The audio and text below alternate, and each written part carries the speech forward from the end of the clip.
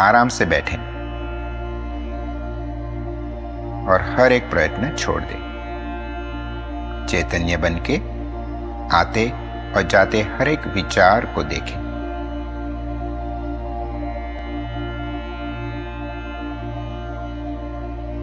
अपने मन में कोई भी एक विचार दोहराइए।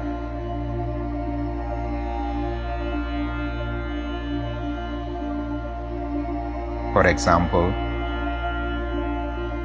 ये विचार दोहराइए कि आसमां बादलों के परे है। इस विचार के मतलब को ध्यान में ना लेना, पर यह विचार जिस माध्यम में, जिस मीडियम या फील्ड में प्रकट हो रहा है, उस पर ध्यान दें। किसी भी चीज को प्रकट होने के लिए एक माध्यम की आवश्यकता है।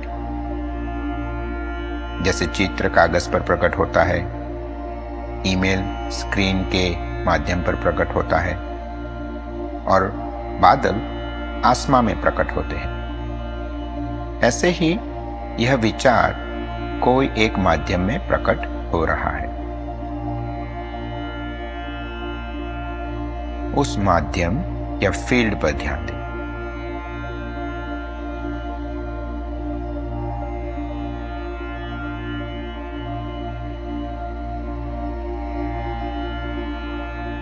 अपने मन में अब इस विचार को धीरे धीरे दोहराइए।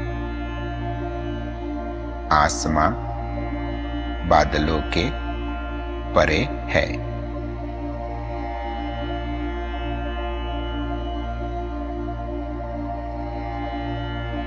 और जांच करें कि आसमां और बादलों के बीच में क्या है।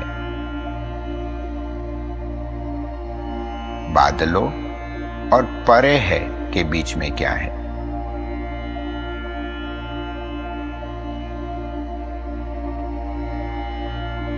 आसमां और बादलों के यह दो शब्द दो विचार के रूप में प्रकट हो रहे हैं, पर उनके बीच जो अंतराल है, जो गैप है, वह कोई विचार नहीं है। ऐसे ही बादलों के और परे है, ये दो शब्द के बीच का जो अंतराल है, जो गैप है, वह भी कोई विचार नहीं है।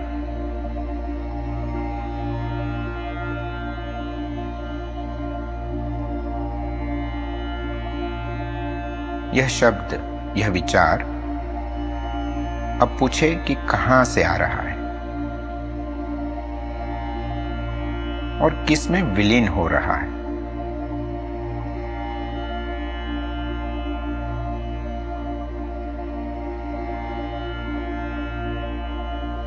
जब आप धीरे से कहते हो आसमां बादलों के परे है,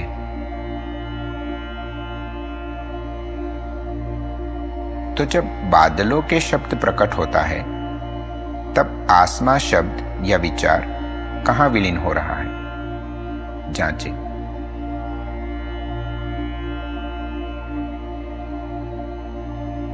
और जब बादलों के शब्द प्रकट होता है, तो वह किस में से प्रकट हो रहा है, कहां से प्रकट हो रहा है, यह भी जांचें। आसमां बादलों के परे है, जांचें उसका माध्यम, मीडियम, उसके बीच का अंतराल, गैप। यह शब्द विचार कहां से प्रकट हो रहा है, किसमें विलीन हो रहा है।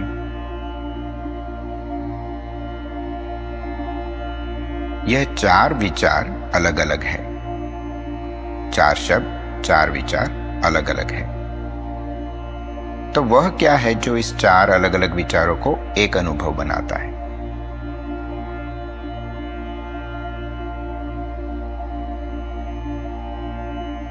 अगर आपका वास्तविक अस्तित्व भी एक विचार होता, तो आप यह चार विचारों के बीच विलीन हो जाते, आते और जाते।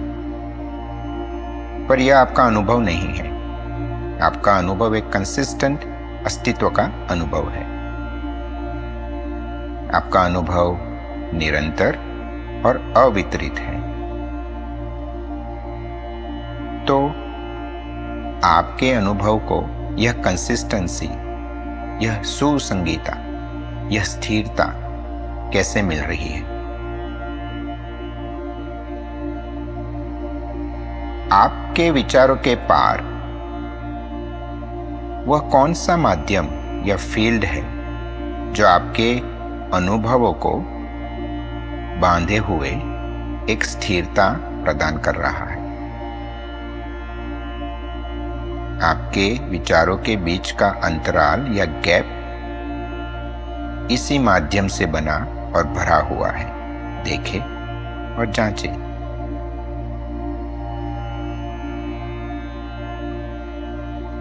इसी वजह से आपका अनुभव कंसिस्टेंट, स्थिर और सुसंगत मालूम पड़ता है, विचारों के जैसे नहीं जो आते और जाते हैं।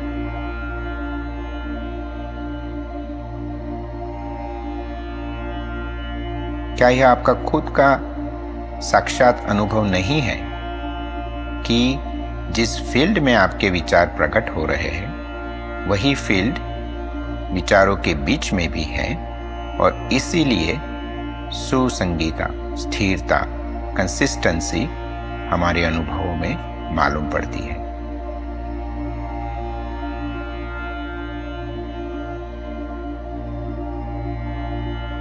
यह आपका निजी एक्सपीरियंस है, अनुभव है कि हर एक विचार इसी माध्यम से प्रकट होता है और इसी माध्यम में विलीन हो जाता है। देखें,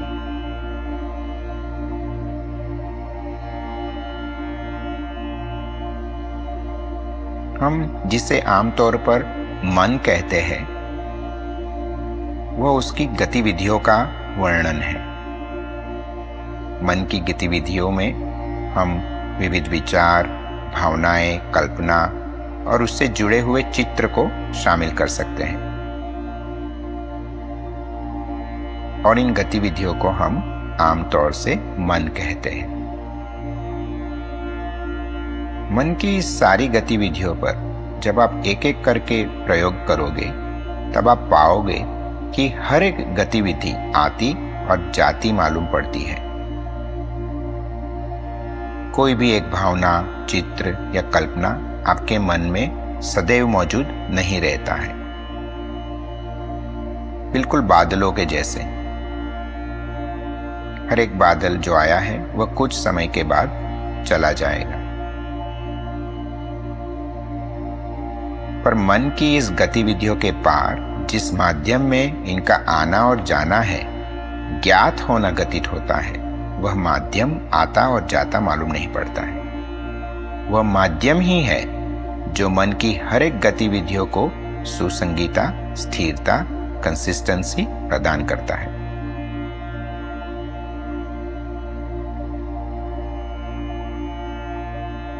और इसी माध्यम में मन की हर एक गतिविधि जानी भी जाती है।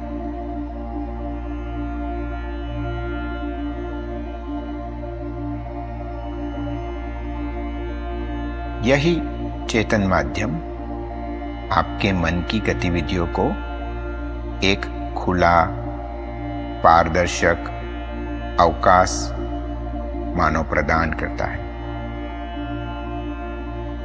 जिसमें यह गतिविधियां निरंतर रूप से प्रकाशित होती रहती है। उसी तरह जैसे आसमां बादलों को आने जाने का और उजागर होने का माध्यम प्रदान करता है।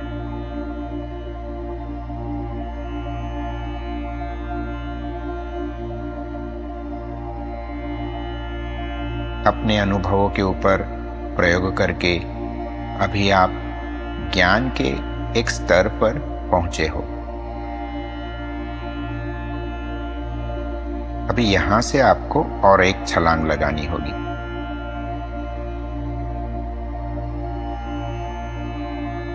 थोड़ी एकाग्रता से अगर आप जांचोगे तो पाओगे कि आपके मन की सारी गतिविधियों में चेतना के सिवाय और कोई पदार्थ नहीं है।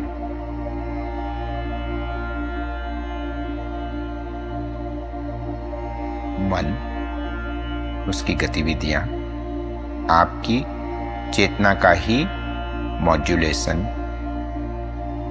एक्टिविटी है, चेतना का ही उतार चढ़ाव है।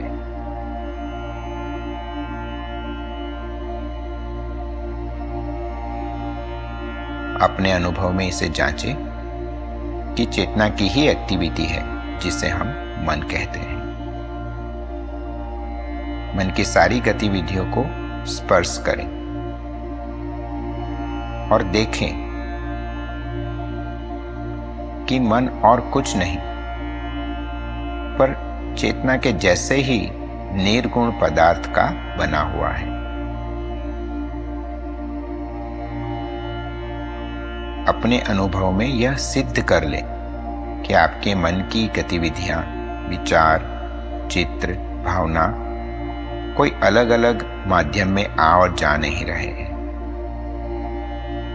वह एक ही माध्यम में आ रहे हैं और एक ही माध्यम में विलीन भी हो रहे हैं।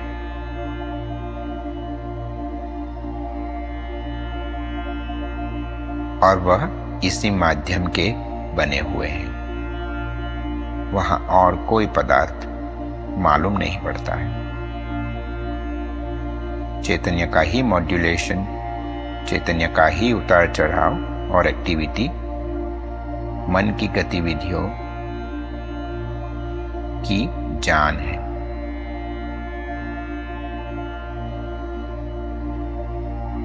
आपकी रंगीन आंतरिक दुनिया चेतना की ही निर्गुण पदार्थ से बनी हुई है।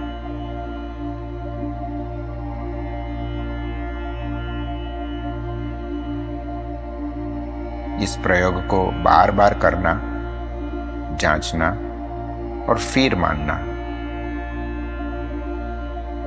और जब सिद्ध हो जाए तब यह याद रखना, दुनिया के हर एक धर्म से उभरे हुए लाखों संत, हजारों फिलोसोफर्स और सैकड़ों मॉडर्न साइंटिस्ट आपके ज्ञान की अनुभूति में, आपके समर्थन में, आपके साथ खड़े हैं।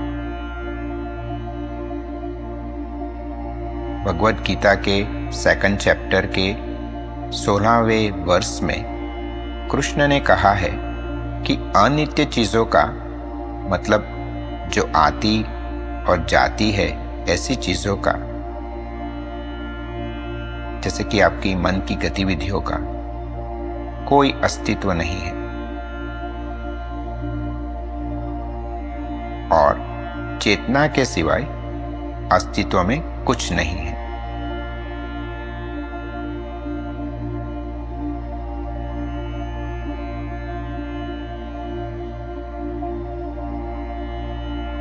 अपने अनुभव में आप यह भी स्पष्ट कर लेना कि जैसे घने से घना बादल आसमां को प्रभावित नहीं कर सकता, उसी तरह मन की तीव्र से तीव्र गतिविधि चैतन्य के आसमान को प्रभावित नहीं कर सकती। चैतन्य हमेशा अछूता और संपूर्ण रहता है।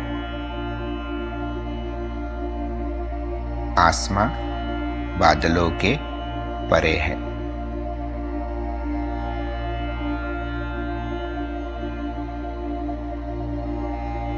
चैतन्य जिससे आप आपकी आंतरिक दुनिया की हर एक गतिविधि जानते हो, वही चैतन्य आपके आंतरिक जीवन की जान भी है।